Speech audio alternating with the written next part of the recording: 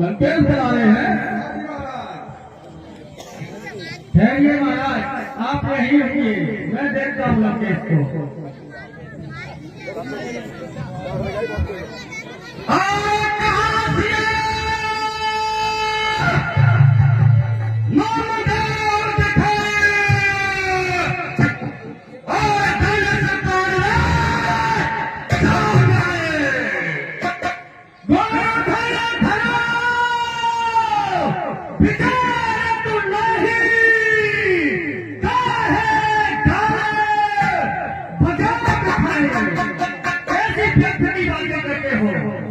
मैंने तो सुना क्या था, मैं तो ये भी जानता हूँ और समझता भी हूँ तुम बहुत बड़े आत्म करता हो, ज्ञानी हो। तुम्हें ये भी नहीं पता यहाँ क्या हो रहा है, उसमें आप दखल डालने के लिए ये कैसी व्यक्ति की बातें करते हो। बड़े पुत्र आज आपकी उपस्थित हो, मन प्रफुल्लित हो गया। कई वर्ष बीत गए, तुमसे भेंट नहीं हुई। इसी अवसर पर चले तुम्हारे दर्शन पर हुए, क्योंकि भगवान शंकर के यहाँ से हमने, तुमने और प्रजाराज ने, तीनों ने एक साथ शिक्षा ग्रहण की थी। बहुत अच्छी बात है लंकेश, परंतु इतने आवेश में क्यों बोल रहे हो? ये पता होते हुए भी कि हम तीनों गुरु भाई हैं, फिर भी इतना क्रोध क्यों? अरे तीनों का संगारी है क्रोध, उनका बाहुबली है, उनका संहार। मुझे किसी की आवश्यकता नहीं कि सबको में बखान करे। लंकेश वीर कभी अपनी वीरता का बखान स्वयं नहीं किया करते, और तुम अपने मुंह से बातों पर बातें किए जा रहे हो। लज्जा आनी चाहिए तुम्हें। महाराज जनक भी आपका गुरु भाई है, सीता अपनी बेटी के समान है।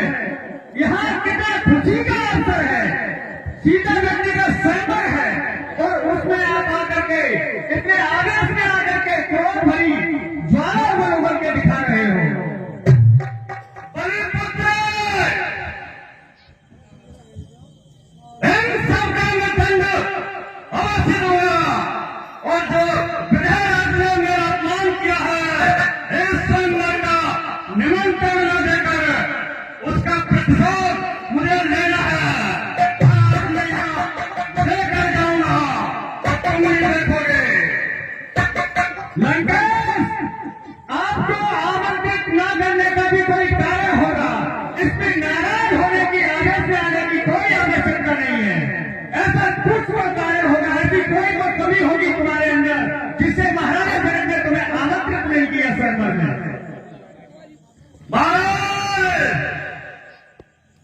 तुम्हारा कौन सा निर्लज हो, तुम्हें इतना भी ज्ञान नहीं कि तुम जो वीरता का प्रखंड कर रहे हो, तुम कितने नालायक हो। एक मैं तुम्हें इसमें याद दिलाता हूं, एक बार भगवान उपेंद्र ने छलिया का भेष बनाकर तुम्हारे पिताश्री से धोखे से, छल से पृथ्वी को अपने अधीन कर लिया था। और भगवान तुम्हारे पिता का किया था, क्या तुम्हें याद नहीं है? मुझे तुम्हारे ज्ञान की कोई आवश्यकता नहीं है, मुझे ज्ञान मत दीजिए। मैं जैसा भी हूँ, जो भी हूँ, ठीक हूँ। तुम्हारे ज्ञान की मुझे आवश्यकता नहीं है।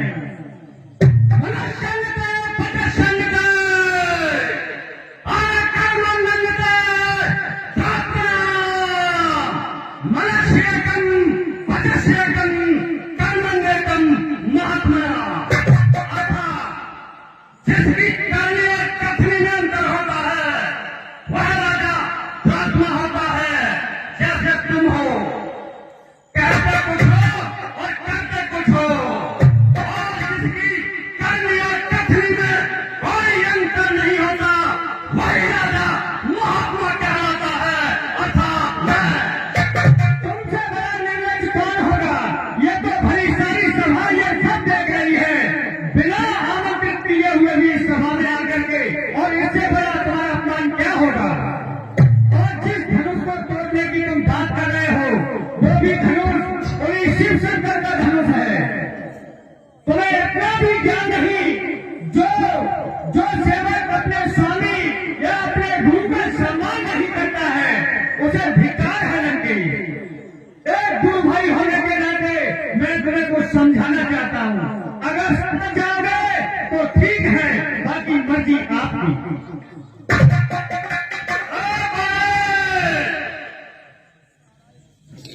सत्य सत्य नो सरा लोकेता, सत्य धर्म सरा आसतः, सत्य मूलानि सर्वाणि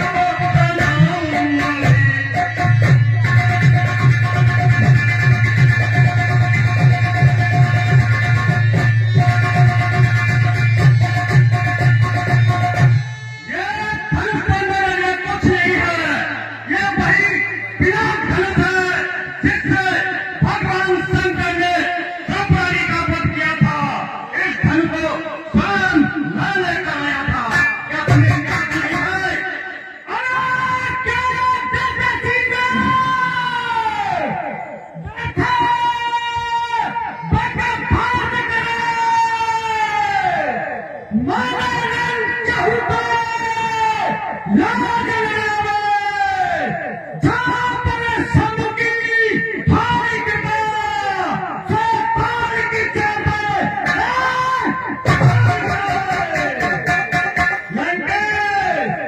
शंकर द्वारा हमारे गुरु भयंकर मत हीरे उठावे और लौट की लंके दशा लंका अभिमान आमत सारा तेरी सारी से की धूल में मिल जाएगी।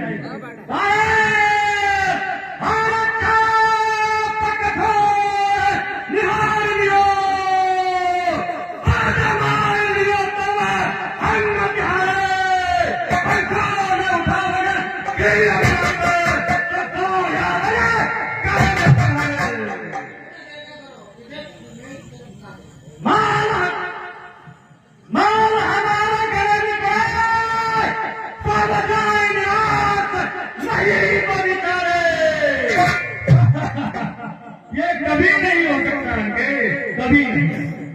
और जो तू कुछ सी बातें करता है, ना समझो कैसी बातें करता है, इतना समझदार होने के बाद भी अज्ञानता की बातें करता है, ऐसा कुछ भी नहीं है।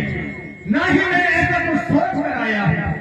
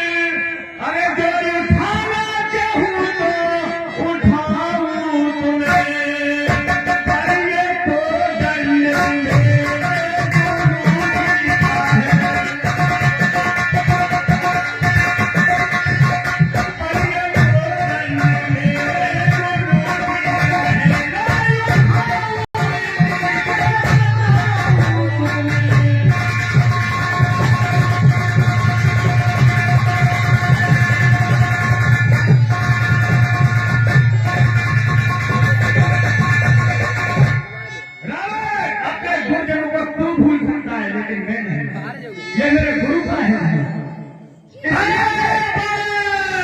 मैं इसे उठाने की चेष्टा भी नहीं कर सकता।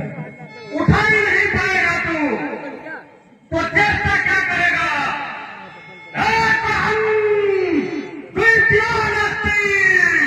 ना भूपाना परिस्थिति अर्थात मेरे जैसा विद्वान और मेरे जैसा योद्धा आप तीनों लोगों में कोई नहीं है। ना तो वर्तमान में है और ना अतीत में था, ना आने वाले भविष्य में होगा। लंकेश, जो सच्चे योद्धा होते हैं वो अपने मुंह से कभी अपने आप को योद्धा नहीं बताते। जो सच्चे विद्वान होते हैं वो तेरी तरह ऐसी दखल कहीं नहीं करते और ना ही अपने मुंह से बखान करते।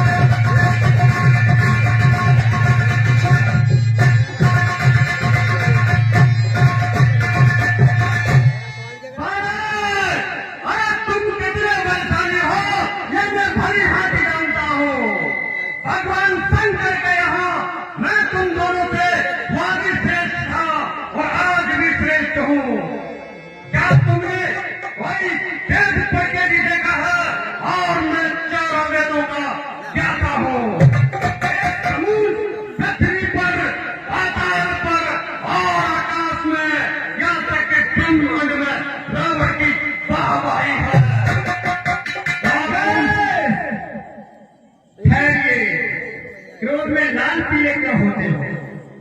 हम आपस में दुश्मन तो है नहीं, हम तो दोनों गोर भाई हैं। इतने क्रोध में आने की क्या आवश्यकता है? यह तो मैंने महाराजा का ही संबोधित किया था कि हम तीनों गुरु भाई हैं, परंतु स्वयंवर में निमंत्रण न देने का दंड मैं शाक को अवश्य दूंगा। नहीं देने दूंगा। 12 सुर के होते हुए कोई दंड नहीं दे सकते। नारी बच्चों, शांति है मेरा अंत नहीं। मृत्यु का स्वामी यमराज नारी दया पर जीता है और इन दोनों मेरे फल है, क्योंकि मुझ में शक्ति है और शक्ति मेरा अभिमान है।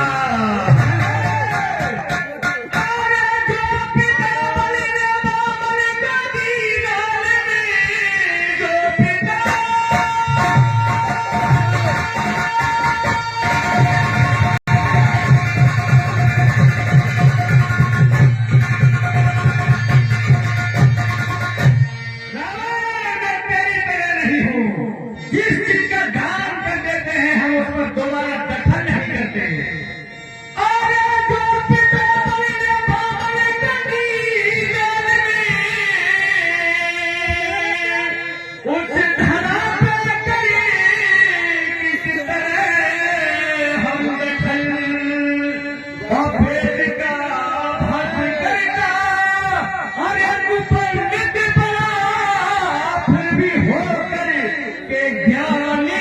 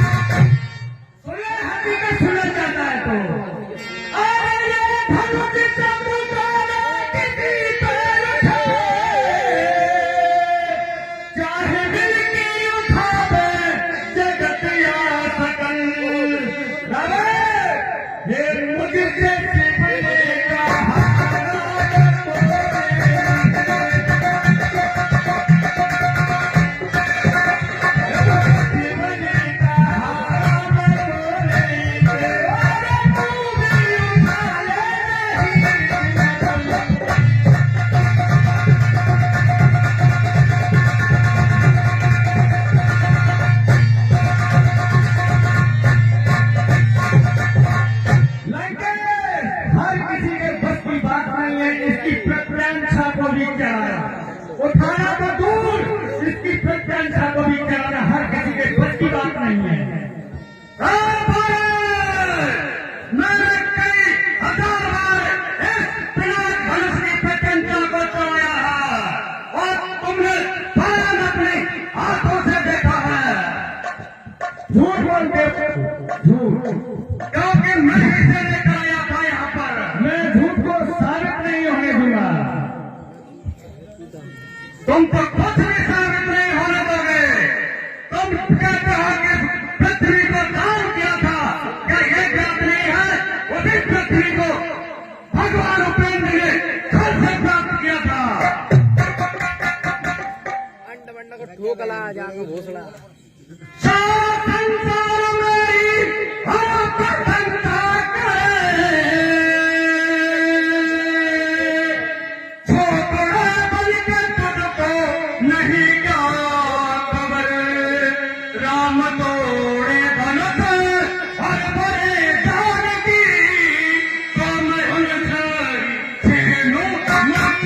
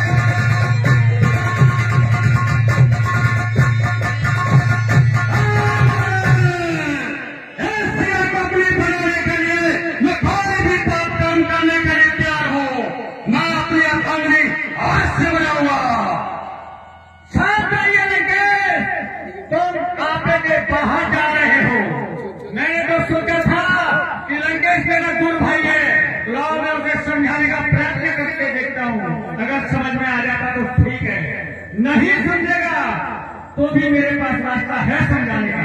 कौन लगे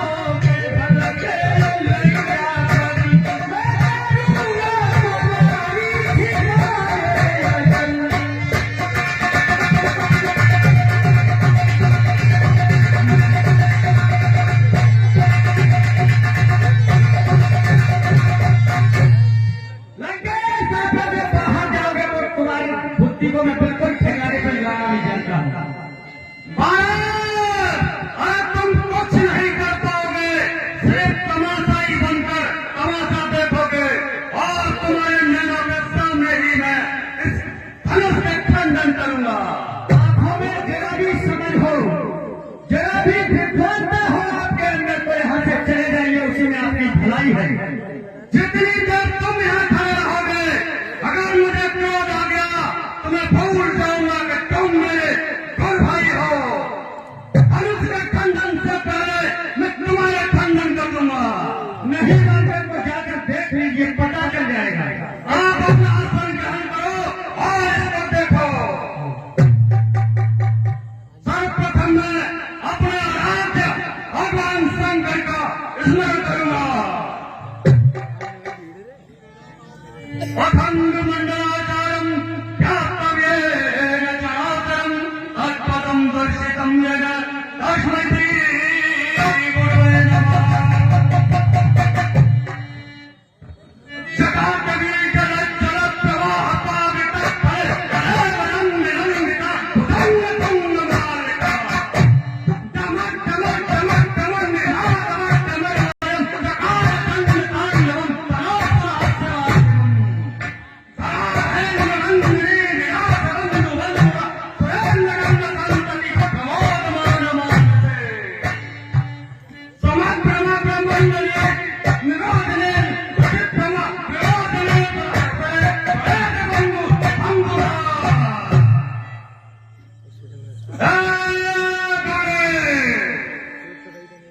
अब तुम देखो, आज के खंडन करने जा रहा हूँ।